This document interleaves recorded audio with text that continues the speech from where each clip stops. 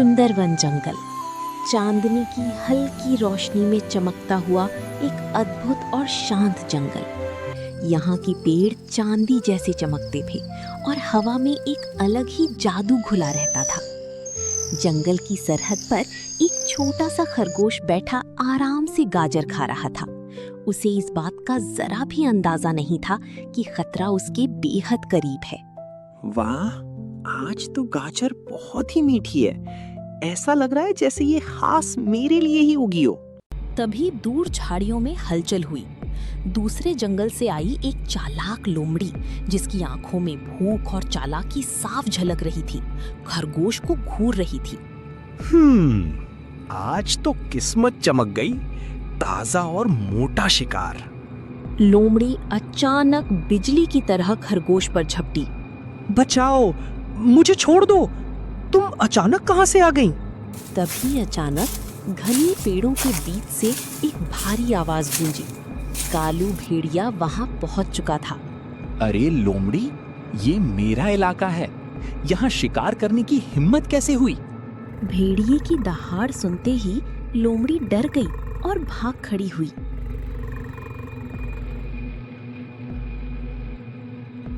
आज तो बच गए, लेकिन अगली बार नहीं। खरगोश राहत की सांस लेते हुए भेड़िए की तरफ देखने लगा। धन्यवाद कालू भेड़िए, तुम तो बहुत अच्छे हो। मैंने तो तुम्हारे बारे में बहुत गलत बातें सुनी थी। अच्छा, अब जब सच्चाई जान ही ली है तो एक काम करो। क्या काम?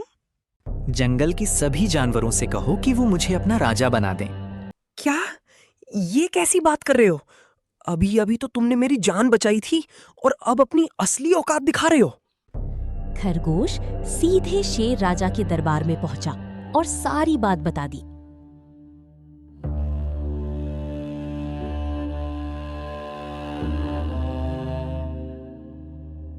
कालू भेड़िए को तुरंत दरबार में बुलाओ।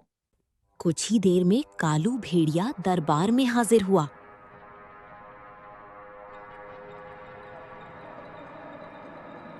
कालू, तुम बहादुर हो, इसमें कोई शक नहीं।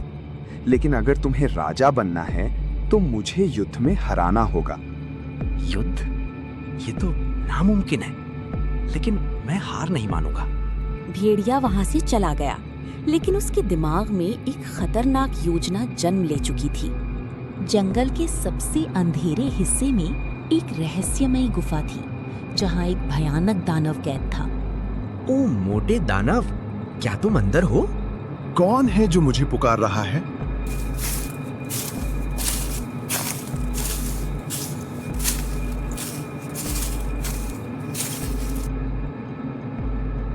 मैं तुम्हें आजाद कर सकता हूं, लेकिन मेरी एक शर्त है। जल्दी बोल, मैं आजादी के लिए कुछ भी करूंगा। मुझे इतनी ताकत दे दो कि मैं शेर राजा को हरा सकूं। बदले में मैं रोज तुम्हारे लिए एक जानवर लाऊंगा। मंजूर है। दानव ने अपनी शक्ति भेड़िए को दे दी। लाल रोशनी से भेड़िया और भी खतरनाक बन गया। भेड़िया सीधे शेर राजा के पास पहुंचा और युद्ध की चुनौती दे दी। आज मैं तुम्हें हराकर राजा बनूंगा। तो आओ, देख लेते हैं तुम्हारी ताकत। भीषण लड़ाई शुरू हुई। जमीन कांपने लगी, पेड़ हिलने लगे, लेकिन इस बार भेड़िया बेहद शक्तिशाली था। कुछ ही पलों में शेर राजा हार गया।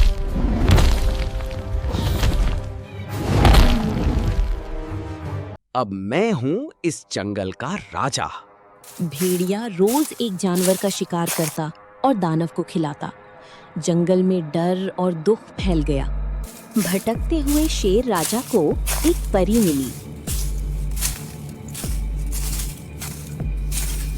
अरे शेर राजा, आप यहाँ अपने जंगल को छोड़कर कहाँ घूमने निकले हो? नीली परी, बड़ी शर्म की बात है।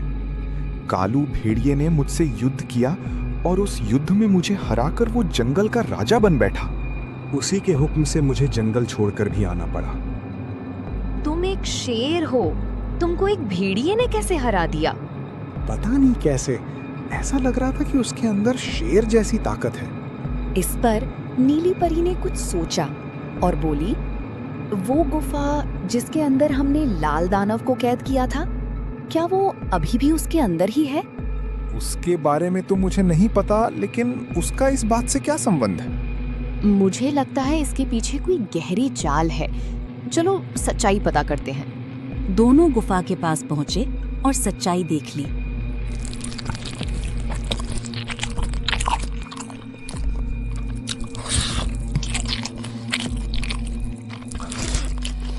देखा, मुझे पहले ही लगा था कि तुमको हराने जैसा मुश्किल काम उस दानव की मदद से ही किया गया है। हाँ, तो बताइए आप कि अब हम क्या कर सकते हैं? अब नीली परी ने फिर से छड़ी घुमाई और दोनों जंगल वापस पहुंच गए। नीली परी ने सभी जानवरों को सारी बात बता डाली। परी ने सभी जानवरों को योजना बताई और फिर सही समय का इंतजार किया। जैसे ही भेड़िया आया, बाघ ने उसे फिर चुनौती दी।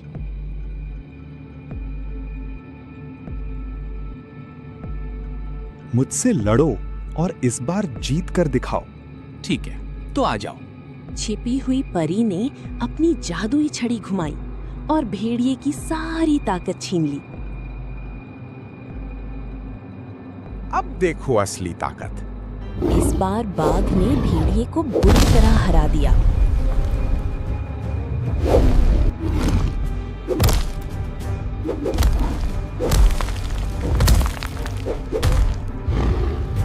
मुझे माफ कर दो, मुझसे गलती हो गई। ये तुम्हारा आखिरी मौका है। अगर फिर गलती की तो सजा मिलेगी। परी ने गुफा को हमेशा के लिए बंद कर दिया और जंगल में फिर से शांति लौट आई।